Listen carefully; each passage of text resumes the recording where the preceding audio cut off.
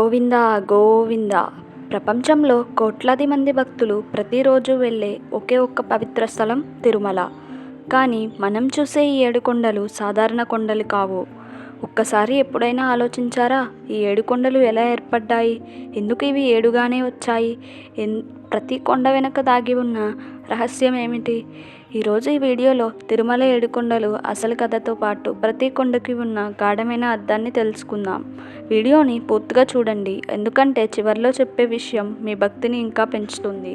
పూర్వం ఈ భూమిపై దేవతలు, ఋషులు నివసించే కాలంలో భూమి మీద పాపాలు పెరుగుతున్నాయని చూసి దేవతలు బాధపడ్డారు.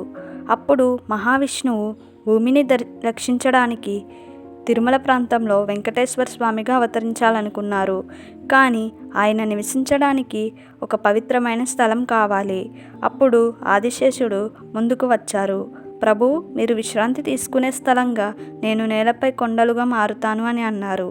అలా ఆదిశేషుడు తన శరీరాన్ని 7 భాగాలుగా విస్తరించి భూమిపై 7 కొండలుగా మారిపోయారు. అసలు ఆ 7 కొండలు పేర్లు ఏమిటి?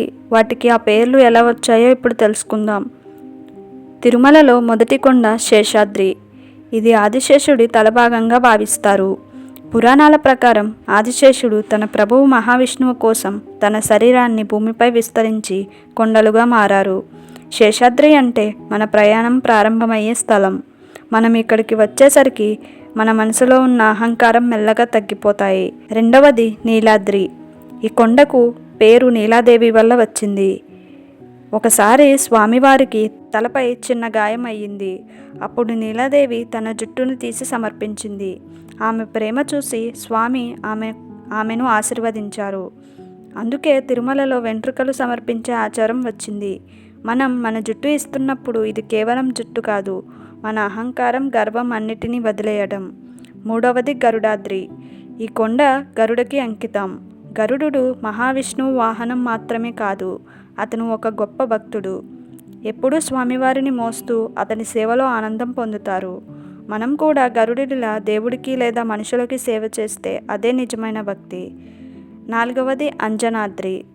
ఈ కొండ ఎంతో ప్రత్యేకం, ఎందుకంటే ఇది హనుమంతుడి జన్మస్థలం అని నమ్ముతారు.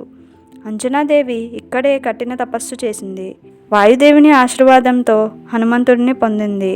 హనుమంతుడు అంటే శక్తి మాత్రమే కాదు, అచంచలమైన విశ్వాసం. ఎలాంటి కష్టమైనా రాముడు ఉన్నాడు అనే నమ్మకంతో ముందుకు సాగాడు. ఐదవది వృషభాద్రి. ఈ కొండ నంది దేవుడితో సంబంధం ఉంది. నంది శివుని వాహనం, కానీ అతను ఒక గొప్ప తపస్వి కూడా. ఈ కొండపై తపస్సు చేసి దైవకృప పొందారని చెబుతారు. జీవితంలో సమస్యలు వస్తాయి, కానీ నందిలాగా ఓపికగా నిలబడితే అవన్నీ దాటిపోతాయి. ఆరవది నారాయణాద్రి. ఈ కొండ మహావిష్ణువు మహిమను సూచిస్తుంది. ఇక్కడ మహర్షులు కూర్చుని తపస్సు చేసి నారాయణుని దర్శనం పొందారు. ఇది మనకు ఒక సందేశం ఇస్తుంది. మనసు ప్రశాంతంగా ఉంచితే దేవుడు మనలోనే కనిపిస్తారు.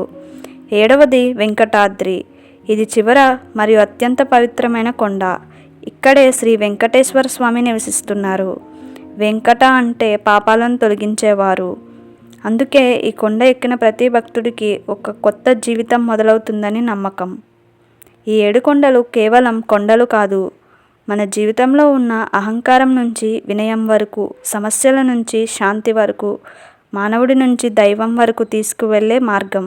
ఒక్కసారి గోవిందా గోవిందా అని పిలిస్తే ఆ 7 కొండల వాడు మన పక్కనే ఉంటారు.